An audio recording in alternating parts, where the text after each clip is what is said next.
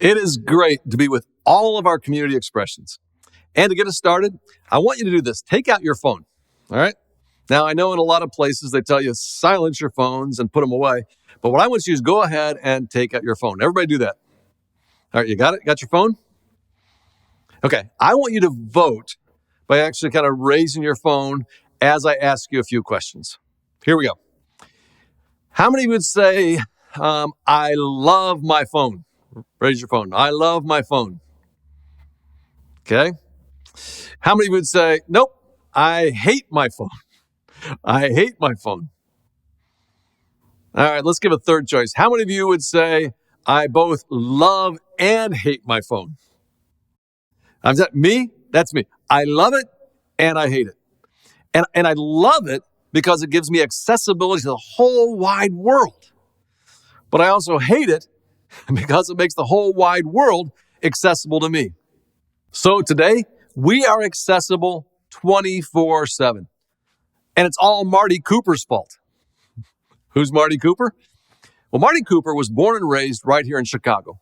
He went to college at the Illinois Institute of Technology, graduated with a degree in engineering. He took a job not far from here at Motorola as an engineer. And it was Marty Cooper who asked the question that made all of us accessible 24/7. He asked, why is it that when we want to call and talk to a person, we have to call a place?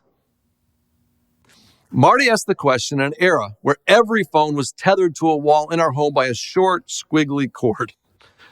Marty figured out to call a person and not just call a place, and that led to the invention of the Dynatec 8000X, the first cell phone, also known as the brick. Anybody remember that? Marty's concept continued to develop until eventually we had the flip phone. How many of you remember those? How many of you had one of those flip phones? Oh man, I loved my Razor flip phone. I mean, when I got one of those, I felt like I was like Captain Kirk on the Star Trek, the Enterprise. And then of course today we have this magnificent wonder of technology. And while we love this thing, we also hate this thing. Because we're now more accessible than any people in the history of mankind. In fact, research tells us that we check our phones 352 times a day. That means we check our phones on average every 2 minutes and 43 seconds. Is anyone surprised? I'm not. Not really. We check them at work. We check them at home. We check them in the bathroom. Come on, admit it. You check Instagram and you're watching TikTok while you're in the bathroom. And here's what I'm seeing more of. Guys checking their phones while at the urinals. There are too many punchlines. Something about multitasking. But I'm just going to let it go. I'm going to let it go. But I'll tell you what, it makes me never, ever want to borrow another guy's phone. Here's where we're headed with the big idea. You are accessible. I'm accessible. We're all accessible. But here's the question. Are you available? Are you available? Because being accessible and being available are two different things. Let me say that again. Being accessible and being available are two different things. For example, we're going to go back a little ways. It was during Hurricane Harvey in Houston. One lady was stuck in her garage with her husband, 2 dogs, and a disabled uncle. She called 911, who said they were going to send someone to help. 30 minutes passed, no one came. 1 hour passed, no one showed up. Meanwhile, the water's rising. It's now ankle deep. They have no higher place to go with their disabled uncle. 2 hours pass. The water's now knee deep. 3 hours pass. The water's now up to their waist, still no emergency help. 911 was accessible, but no one was available. Thankfully, she called ABC News, and they were able to send someone to rescue them. And I make that point because here's the deal. There's a big difference between being accessible and being available. And what I wonder if we aren't becoming a people that are accessible to everyone, but not really available to anyone. In 1985, the average person had 3 people three people they would call confidants. These were three people with whom they would confide kind of the most important and most difficult parts of their life. Three people in 85. Today, the average person only has two. Now, that might not mean much to you, but social scientists, they see this as a cosmic relational shift in such a short amount of time. In fact, that study also revealed that 25% of people admitted they have no one who they consider as a confidant, a close friend to whom they can turn in times of struggle or celebration. I mean, and kind of do the math. That's one person in four. I mean, 1, 2, 3. You got nobody. Sorry. 1, 2, 3, 4. There, the fourth one. Sorry. You got no one in your life. And the problem is not technology or social media. And I'm kind of tired of people blaming stuff on technology and social media. Technology and social media are just tools. Yes, they're tools that make us more accessible. Absolutely. But the problem is not really the tool. The problem's me. Because while I'm more accessible, I'm often not available. And that's why we're starting this very, very important new series called Next Level. This is a series that's all about taking our relationships and our friendships to the next level. I mean, to a brand new and a better place. This desire for meaningful friendships is a universal longing of each and every human heart. In fact, it's more than a longing. It's like a primal need.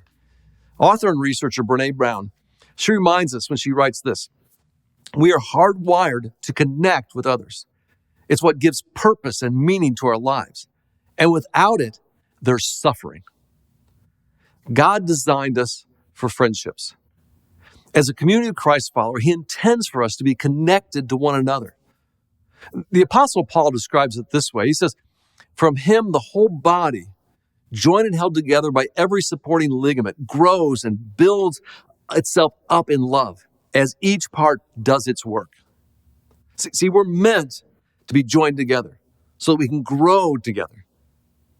But next level friendships don't just happen. They require intentionality. And notice what Paul says there. He says, as each part does its work. There's work for us to do. So during this series, we're going to look at intentional practices that grow next level friendships. And I want to encourage you, take in every part of this series. Because during this series, we're going to discover how to take our relationships from accessibility to availability, and then from availability to authenticity, and then finally from authenticity to accountability. But today, I want us to start by considering availability. How do we move from accessibility to availability? There's a story in Mark chapter 2 that can give us some great insights. It's a story of 4 friends who had a buddy that needed help. And it reads like this. A few days later, when Jesus again entered Capernaum, the people heard that He had come home. So many gathered that there was no room left, not even outside the door. And He preached the word to them. Some men came, bringing to Him a paralytic, carried by 4 of them. Since they could not get him to Jesus because of the crowd, they made an opening in the roof above Jesus and, after digging through it, lowered the mat the paralyzed man was lying on. When Jesus saw their faith, He said to the paralytic, "Son, your sins are forgiven." I want us to take a look at how The Chosen depicts this scene from Mark 2. During the month of July, I binge watched all 3 seasons and all 24 episodes of The Chosen. I wanted to get to know Jesus better, and it helped. I highly recommend it. So here's Mark 2 from The Chosen. Jesus of Nazareth! I saw what you did to the leper on the road this morning.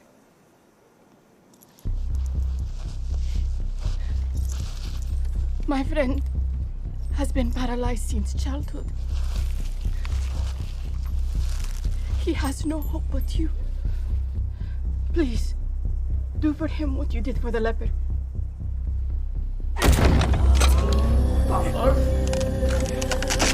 That's a rope! Put it back, man!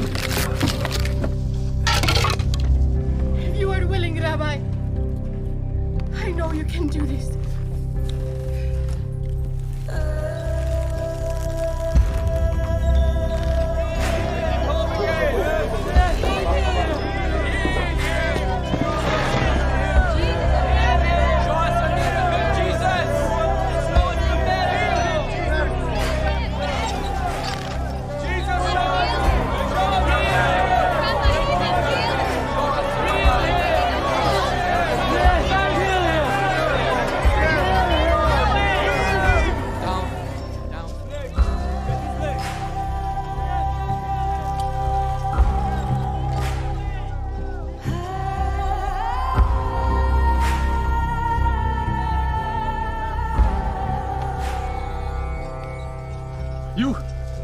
whose authority do you teach? Answer me. If you are willing, Rabbi, you know you can. Hey, I'm talking to you. By whom do you teach? Certainly not the authority of any rabbi from Nazareth. Where did you study? Your faith is beautiful.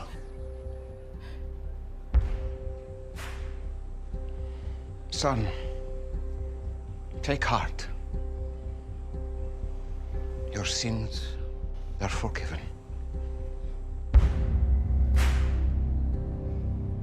Who is this who speaks blasphemies? Who can forgive sins but God alone? Right. But I ask you, which is easier to say?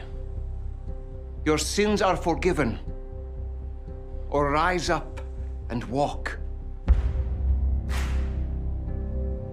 It's easy to say anything, no? But to show you, and so that you may know that the Son of Man has the authority on earth to forgive sins.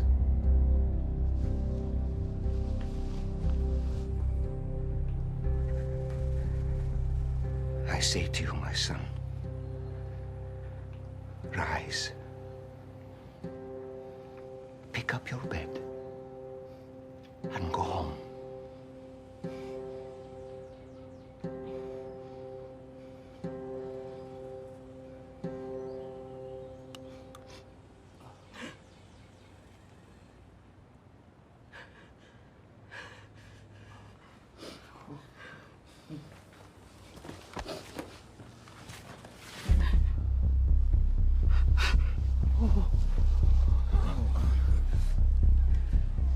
Easy does it.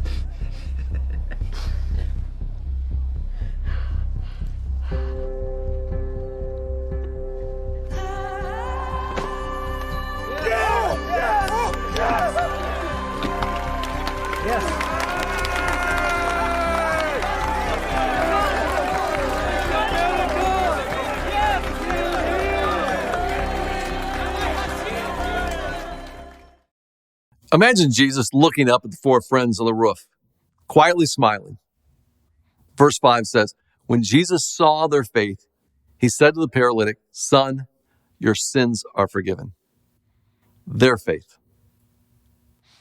However, not everyone is thrilled with what is happening. Some of the religious leaders start to grumble about whether or not Jesus has the authority to forgive sins. And sensing their displeasure, Jesus asks, well, which is easier? To say to this paralyzed man, your sins are forgiven, or to say, get up, take your mat and walk? But I want you to know that the Son of Man has authority on earth to forgive sins. So he said to the man, I tell you, get up, take your mat, and go home. The man stood up and walked out of the house on his own two legs. A brand new person. His life completely changed. But don't forget this. He was forever changed because of the faith of his friends. His friends were determined to get him to Jesus. Now, ask yourself, am I available? Am I available to be that kind of a friend? What can we learn about moving from accessibility to availability from this story? Well, first, I think next level friends are available to carry each other's mats. Next level friends embrace the awkward parts of each other's lives. In this story, the man's mat represents his brokenness. Often in our brokenness, that's what pushes us away from one another. We're afraid to let people get too close. After all, they'll see our flaws, they'll see our shortcomings, they'll see our mat. Ask yourself right now, are you available for the kind of friendships that lets other persons close enough to see the tough stuff in your life? And at the same time, also ask, whose mat are you carrying? The paralyzed man's friends could have thought, if we all get too close to that, we'll have to carry it. And some of us do that. We keep a distance from people who are not like us, or people who their lives appear a little too messy. All of us have mats in our life. Someone else's miracle could be on the other side of your willingness to pick up their mat. Isn't it interesting that we don't know any of the friends' names in the story? Yet I'm sure the man couldn't tell his story without naming each of them, all four of them. Do me a favor, just think about your own story. And here's a question. Whose name or names do you have to mention when you tell your story? Or another question. Who can't tell their story without mentioning your name? In the story, we also see that next level friends are available to do the hard work. They carried him through the streets. They scaled the side of the house. They dug a big hole in the roof. They lowered their friend into the house. Sometimes we think that the best friendships are the easiest friendships. But is that really true? To build next level friendships, we have to sacrifice time. We have to sacrifice energy. And here's a question for you. Are we available to do the hard work that takes our relationships to a deeper level? See, next level friends, they carry the mat, they do the hard work, but lastly, they bring us closer to Jesus. And ultimately, that's what the four friends did. They brought their friends to Jesus. Andy Stanley, who's a brilliant author and teacher, reminds us of something that is so true. He says this, your friends determine the quality and direction of your life. I mean, just kind of marinate on that. Your friends determine the quality and direction of your life. And at Community, our mission is to help people find their way back to God. And the way we primarily do it is through friendships. We have something to offer each other. And we each have something to gain. And whether you've been on this journey for 30 days or 30 years, you need next level friendships to help bring you closer to Jesus.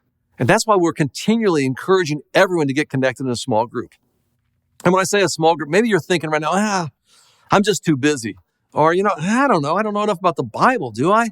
Or I tried a group once and it doesn't work for me. And I'm telling you, whatever your reason, welcome.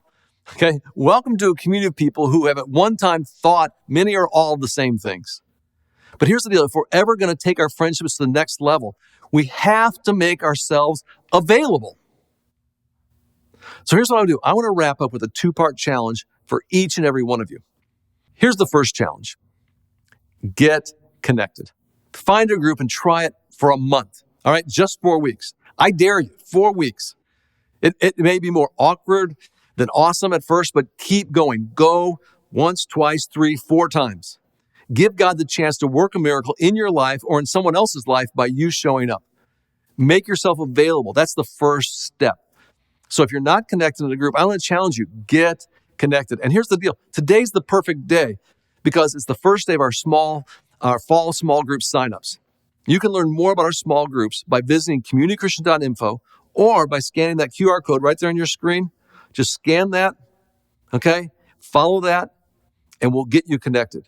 We'll get you connected. That's my first challenge. Get connected. But I also have a challenge for those of us who are already connected in a group. And it's this. Stay connected. Show up and show up consistently. An hour or two once a month is not going to develop next level friendships. We have to invest in our relationships by making them a priority in our life. Carry the mats of those in your group. And also let them carry yours.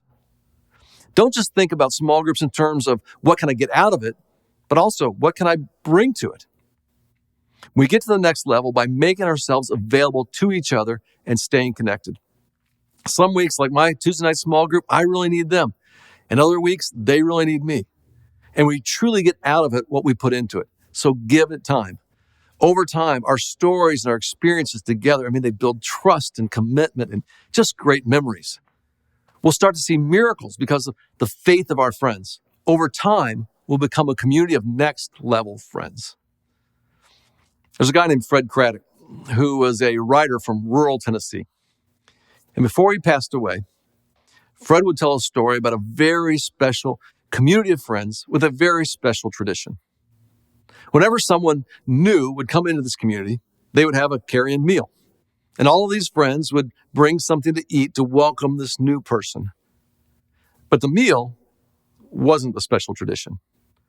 The special tradition came after the meal. Because after the meal, everyone would join hands in a circle, including the new person. And then they'd start with the person to the right of the new person and go around the circle. And each of them would introduce themselves to the new person. And if you were there, here's what you'd hear.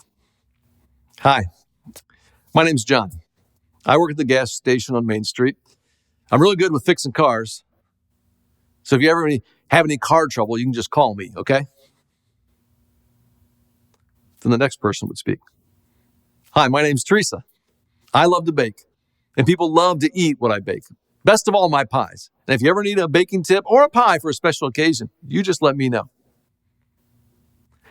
Then the next person. Hi, my name's Alan. I do law here in town. I hope you don't ever need my services, but if you do, my office is right next door to John's gas station. And then on around the circle they would go. It was that special tradition that made that group of friends so special. And I love the way Fred would end his story. He'd say, and that special community had a special name. You know what they called that circle of friends that welcomed new people? They called it church.